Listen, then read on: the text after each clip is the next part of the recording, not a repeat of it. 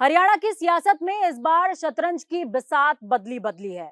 लेकिन कहते हैं कि शतरंज की बिसात कितनी भी बेहतरीन हो, घोड़े की ढाई चाल बिसात को तब्दील कर देती है, गेम चेंज कर देती है। तो घोड़े की उसी ढाई चाल का दावा कर रहे हैं सियासत के सिकंदर, हरियाणा के पूर्व उप मुख्यमंत्री और जेजेपी प्रमुख दुष्यंत चौटाला जी। बहुत स्वागत है सर आपका।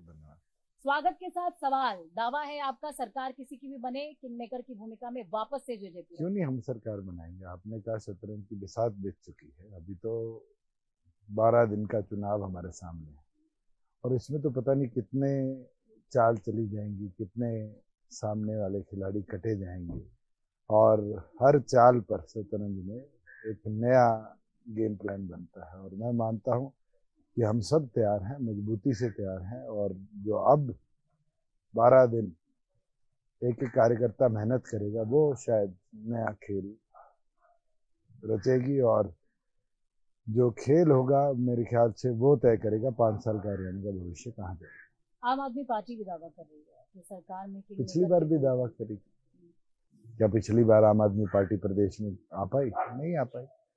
हरियाणा की पृष्ठभूमि बिल्कुल अलग है और हरियाणा की पृष्ठभूमि को देखते हुए मुझे नहीं लगता उनके दावे कहीं खड़े रहते। उनके दावे खड़े नहीं रहते, ये बात आप इस बात का जिक्र कर रहे हैं। देखिए, सुनने में दो शब्द बड़े अच्छे लग रहे हैं इस समय जनता को, नायब सौगात और पहले वो मनोहर सौगात हुआ करती थी। देखिए 10 साल का एंटी इनकम्बेंसी पूरी तौर पर है और इसलिए बीजेपी को अपना मुख्यमंत्री बदलना पड़ा, चेहरा बदलना पड़ा और नए चेहरे ने 54 दिन जो काम करने के उनको मिले, एक भी ऐसा कदम नहीं उठाया जो प्रदेश को आगे लेकर जाए।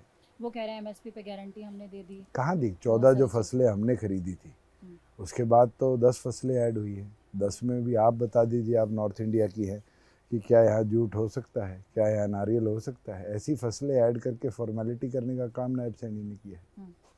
क्या दुष्यंत चौटाला को इस बात का रिग्रेट होता है कि वो गठबंधन में गए? मुझे नहीं होता। मैंने जो जनता से कमिटमेंट करी थी, जो वादे करे थे, चाहे 75% का हो, चाहे 50% महिलाओं का पंचायती राज में हिस्सेदारी देने की हो, बैकवर्ड क्लासेस को 8% हिस्सेदारी देने की हो, मैंने अचीव कर दिखाया। अचीव करके आपने दिखाया, लेकिन किसान आंदोलन, जब आपके बैकग्राउंड की बात की जाती है तो ट्रैक्टर पर सवार होकर के एक टाइम पे आप तो क्या हरियाणा में किसान को 2 दिन में उसके खाते में पेमेंट नहीं मिली? क्या उसकी फसल मुआवजा 30 दिन में खाते में नहीं आया?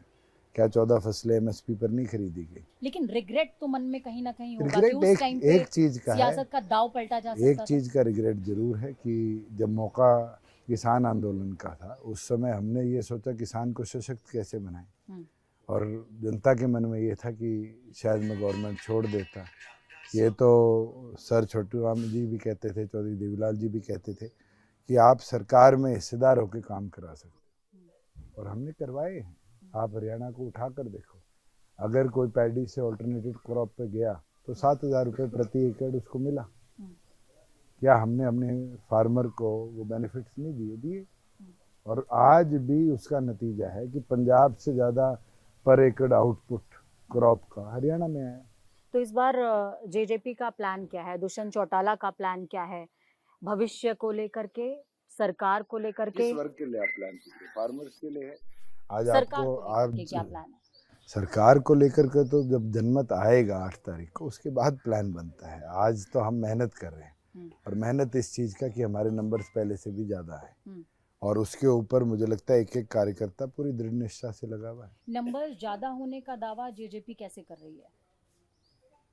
मैं ये मान सकता हूँ क्या है? क्योंकि कि पिछली बार जो नंबर्स हमारे आए बड़े लिमिटेड समय में पार्टी खड़े करने के बाद आए। आज उसको आगे कैसे लेकर जाए?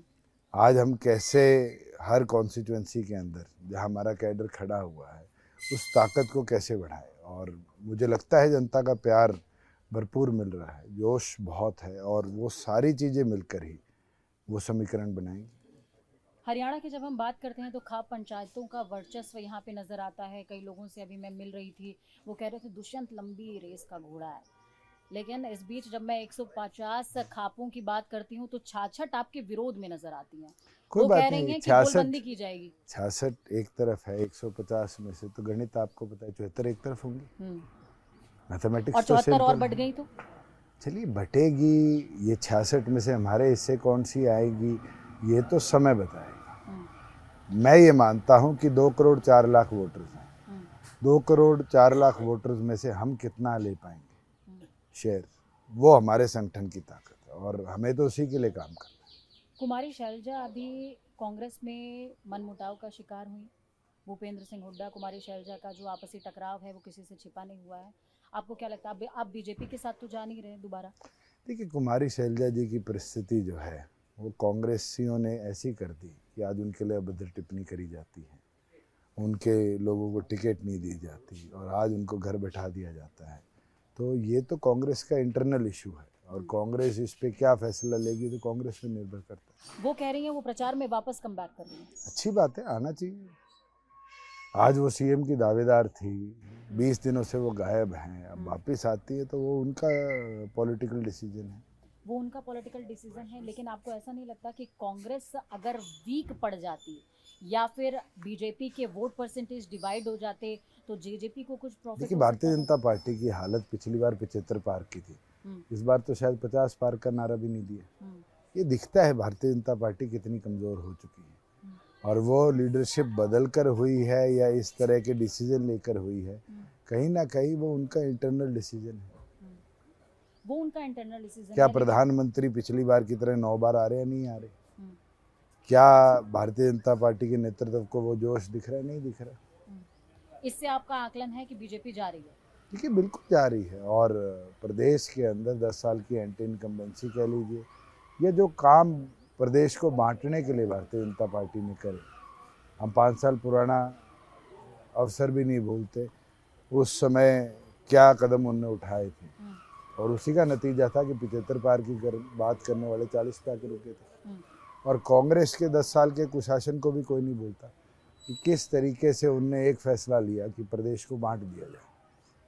उसके अंदर डेवलपमेंट बटी तो रोहतक झज्जर बटी, नौकरियां बटी तो रोहतक झज्जर बटी, और तो और सिर्फ एकमात्र काम था कि प्रॉपर्टी डीलिंग कराओ और उसी करके 74,000 एकड़ ज़मीन हमारे फार्मर्स की छीनी गई। और ये भी नहीं कोई भूलता कि सेक्शन 4(6) लगाकर और उसको डी नोटिफाई कर कर बिल्डर्स को कितना बड़ा बेनिफिट भूपेंद्र हुड्डा ने अपने 10 साल के शासन में दिया। लेकिन आपके कार्यकर्ता भी कहीं ना कहीं दबी जबान में इस बात को एक्सेप्ट करते हैं कि किसान आंदोलन से डेंट लगा है। ये डेंट लगा होगा, बिल्कुल। जन भावनाएं जो थी वो कई बार पॉलिटिकल डिसीजन से ऊपर हो जाती है और जन भावनाएं उस समय ये थी दुष्यंत इस्तीफा दे दे, दुष्यंत इस्तीफा दे देता, आज तो मेरे 7 विधायक गए हैं।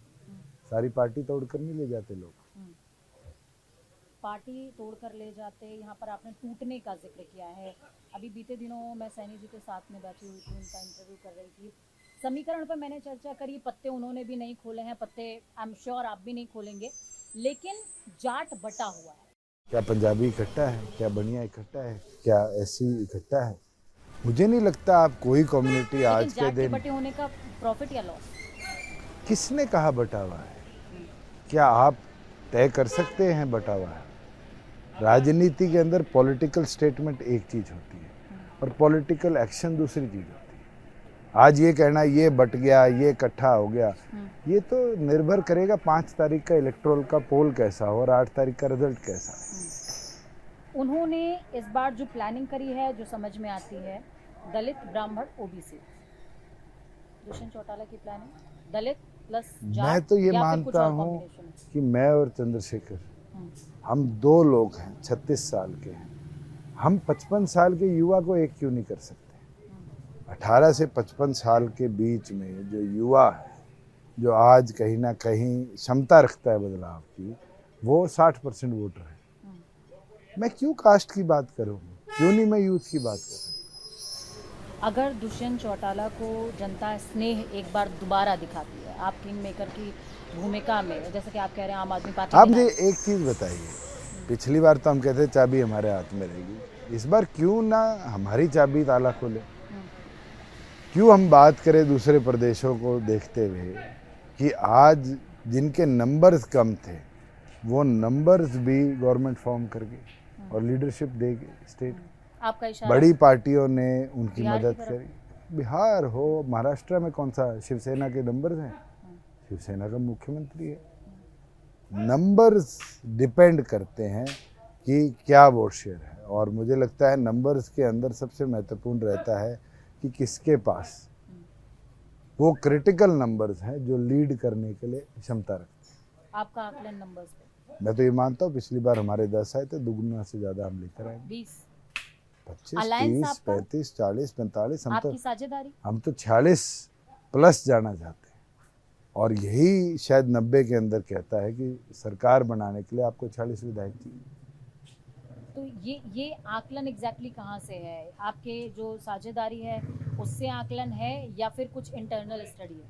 नहीं, हमने आंकलन पूरे प्रदेश का किया है। लगभग 53-54 कॉन्स्टिट्यूएंसीज में तो मैं घूमा हूँ, और जो जोश दिख रहा है मुझे लगता है उससे ही आंकलन है। जेजेपी के कई लोग टूटे हैं, कई लोग टूट करके बीजेपी की कौन तरफ सी गए, पार्टी के कुछ नहीं टूटे टूटे? हैं। आप बीजेपी का रिकॉर्ड उठाइए, क्या बीजेपी के अंदर इस्तीफे नहीं हुए? मैं आपको डिस्ट्रिक्ट वाइज बता सकता हूँ। करनाल में बख्शी सिंह पूर्व विधायक थे, वो कांग्रेस में चले गए। पूर्व मंत्री थे करणदेव कंबोज, वो कांग्रेस में चले गए। कितने लोग हमारे पास आ गए, कितने लोग और पार्टियां ज्वाइन कर गए। कांग्रेस के भी इसी तरीके से टिकट डिस्ट्रीब्यूशन के बाद कितने लोग निर्दलीय खड़े हो गए, कितनों ने दूसरी पार्टी ज्वाइन कर ली। ये तो चुनाव में पॉलिटिकल शिफ्ट चलता रहता है कि लोग एक दल से दूसरे दल में जाते रहते हैं। लोग एक दल से दूसरे दल में जाते रहते हैं, लेकिन जब अमित शाह खड़े होते हैं मंच पे, वो जिक्र करते हैं कि एक पार्टी आती है वो खर्ची पर्ची का जिक्र करती है, दूसरी आती है वो भ्रष्टाचार करती है, कुछ लैंड माफिया है, कुछ ये 10 साल से तो उनका ही शासन है।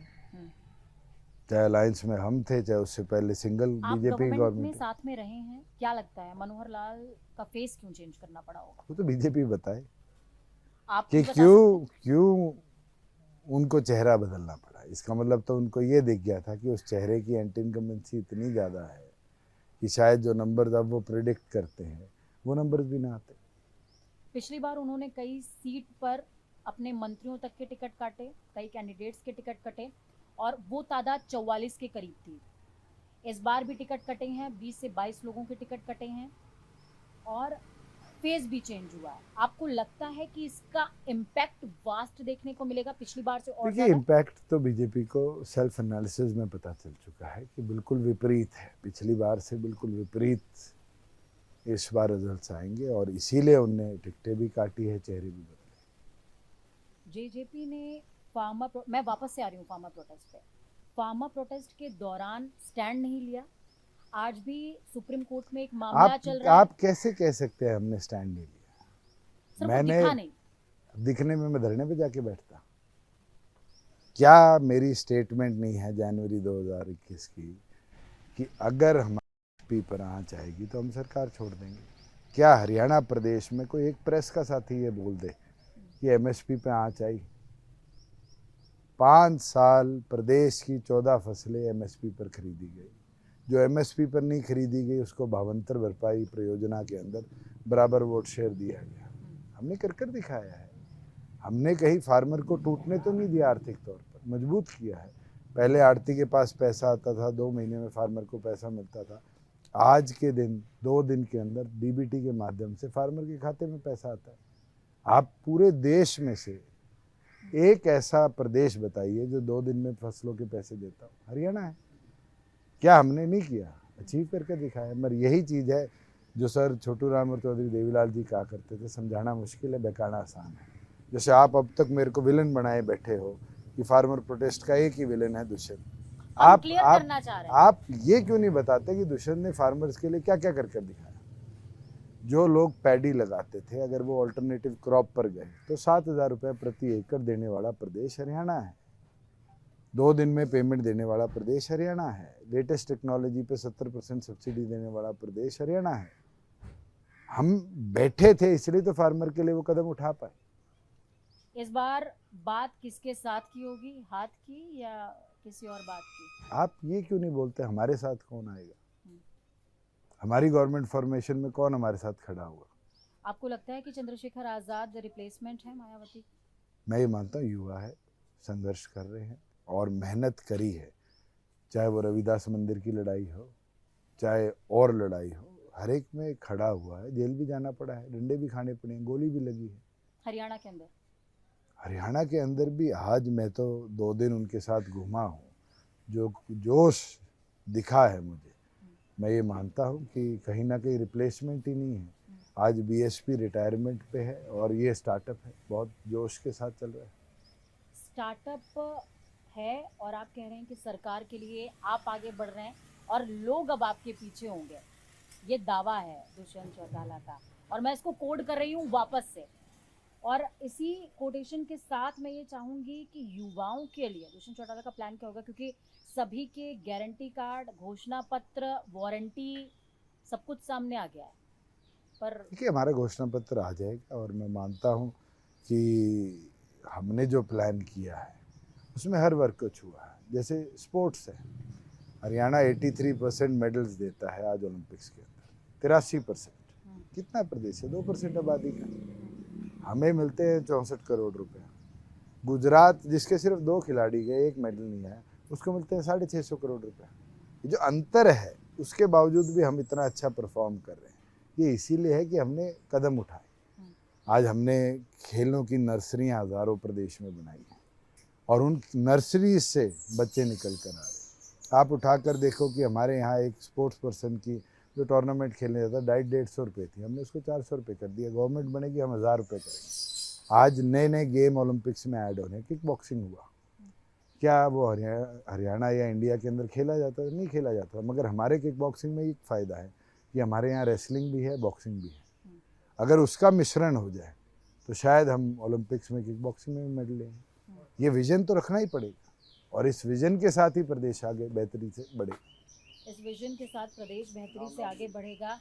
लेकिन इस बीच देखिए, जब वीरेंद्र सिंह की बात होती है, ब्रजेंद्र सिंह की बात होती है, आप चूड़ियां भेजने तक का बयान दे देते हैं, जिक्र कर देते हैं, तो लोग ऐसे में क्यों ना समझें कि अगर सेम बयानबाजी सेम पेज पे सेम पिच पर हो रही है तो डिफरेंस क्या है पॉलिटिशियंस में। जब क्योंकि हम दुष्यंत चौटाला की जब हम बात करते हैं तो हम एक अत्याधुनिक सोच से लैस युवा, एनर्जेटिक युवा, तो क्या अति आधुनिक हरियाणा नहीं बना?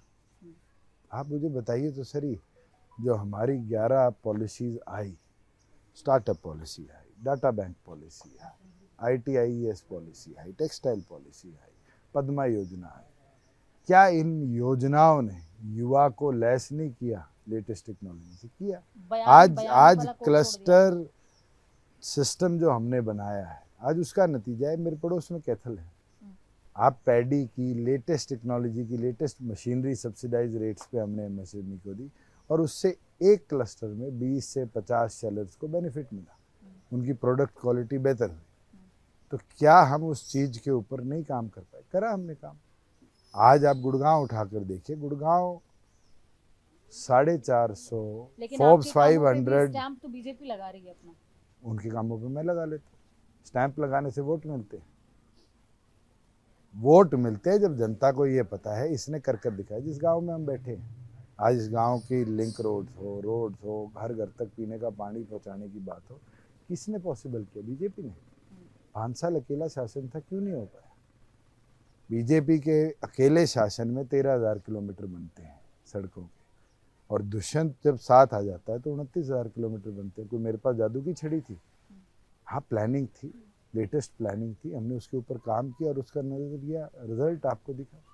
आपने नर्सरी का जिक्र किया, तो हरियाणा में इस समय सियासत की नर्सरी डेवलप हो रही है। कई सियासत की नर्सरी तो शायद कोई बोले तो चौधरी देवीलाल जी रहे और आगे आगे आकर उनके विचारों पे चलने वाले संगठन रहे।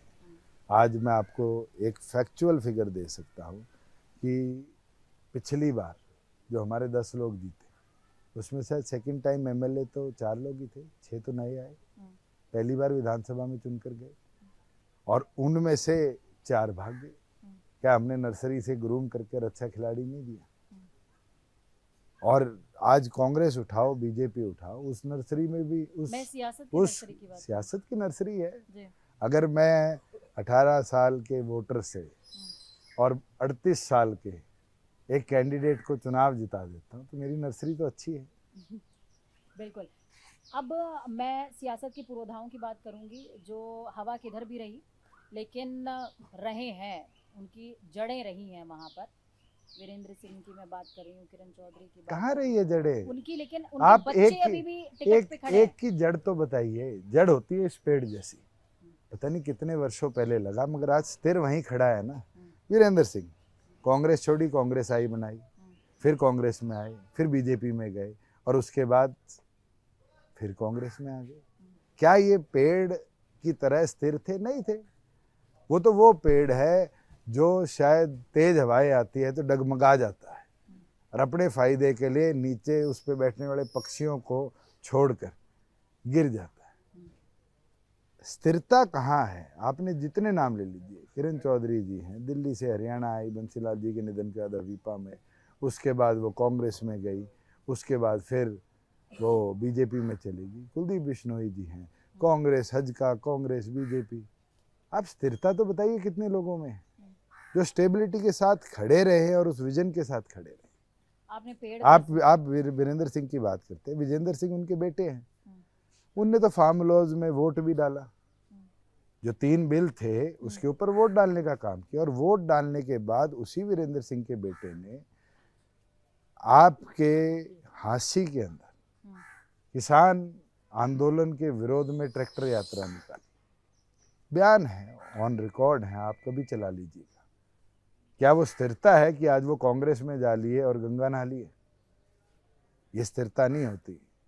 ये पॉलिटिकल एम्बिशन होता है कि जनता को मूर्ख बनाओ और आगे बढ़ो, और शायद आज के दिन वो ये चाहते हैं कि जनता मूर्ख बने। आपने यहाँ पर स्थिरता का जिक्र किया, पेड़ का जिक्र किया।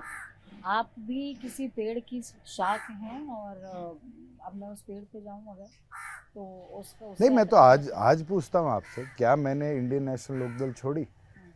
आप बता दीजिए, स्थिरता की बात कर रहे हैं, क्या मैंने छोड़ी? नहीं छोड़ी। मेरे को पार्टी से निष्कासित किया गया, और उसके बाद क्या मैंने उस पेड़ को हिलाने की कोशिश करी? नहीं करी।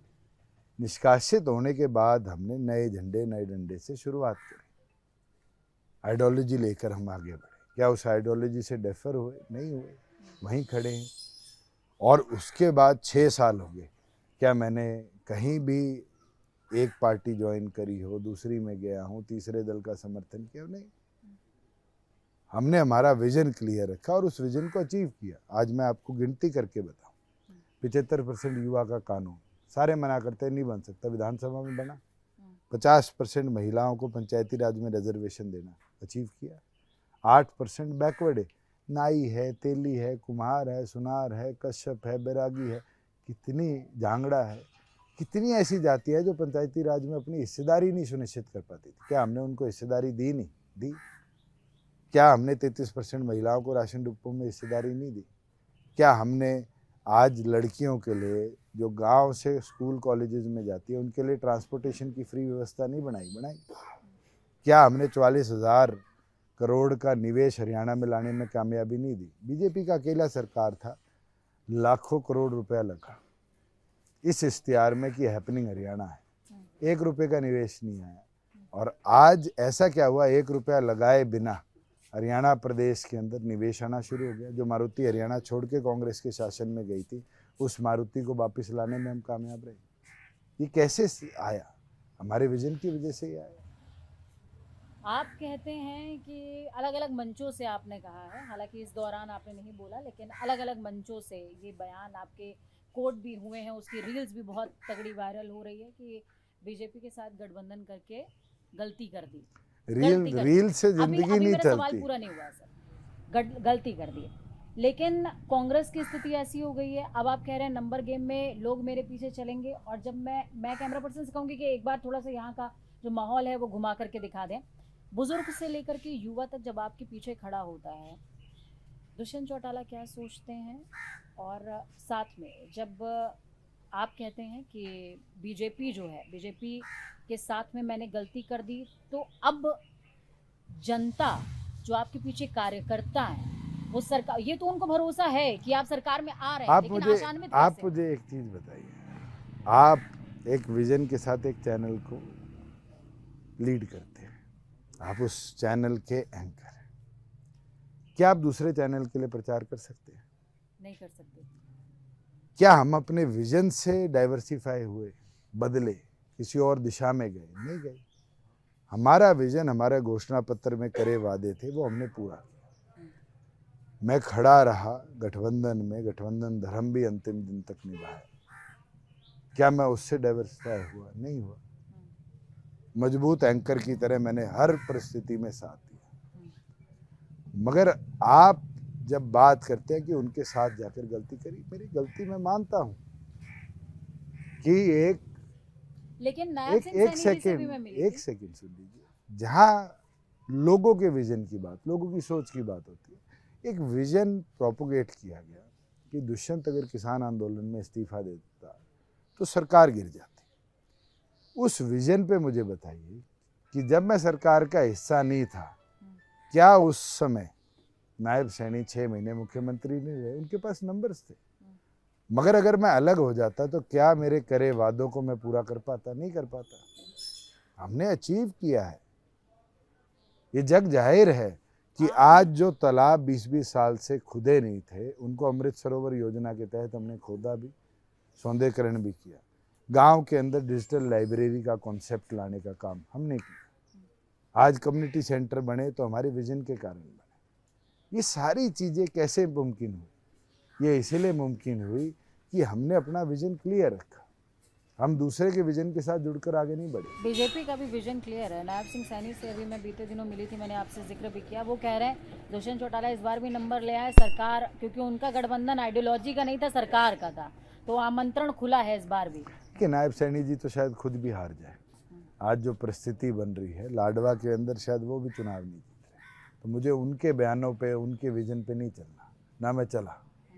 हम अपने संगठन के, अपने पार्टी के विजन पे चल रहे हैं और मजबूती से चल रहे हैं।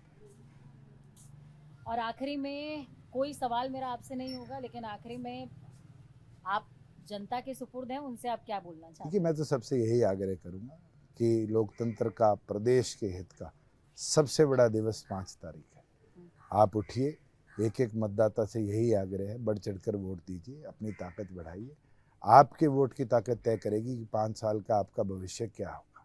मेरी तो सबसे विनती और उम्मीद यही है कि हमने 5 साल में जो कदम उठाए हैं, प्रदेश को वो आगे लेकर गए हैं। चाहे वो जीएसटी डबलिंग की बात हो, चाहे वो स्टैंप रेवेन्यू डबलिंग की बात हो, चाहे एक्साइज रेवेन्यू डबलिंग की बात हो, चाहे प्रदेश के अंदर 29,000 किलोमीटर की बात हो, नए निवेश की बात हो, हर कदम ने प्रदेश को एक पॉजिटिव दिशा दी है। और अगर आप चाहते हैं प्रदेश ऐसे ही बढ़े, हरियाणा और तरक्की करे, तो आप जननायक जनता पार्टी, आज़ाद समाज पार्टी का साथ दीजिए और एक एक वोट हमारे गठबंधन। तो ये थे दुष्यंत चौटाला, जिनको सुन रहे थे आप। बहुत बेबाकी से हर पक्ष में अपनी राय रखी है। कहा है कि गलती हुई थी, उसको स्वीकार कर रहा हूं, लेकिन क्या वो गलती ना होती तो आज हरियाणा जहां खड़ा है वहां खड़ा होता क्या? दुष्यंत चौटाला आपके सुपुर्द हैं, उनकी राय आपके सुपुर्द है, फैसला आपका है, निर्धारित आपको करना है। फिलहाल इतना ही। नमस्कार।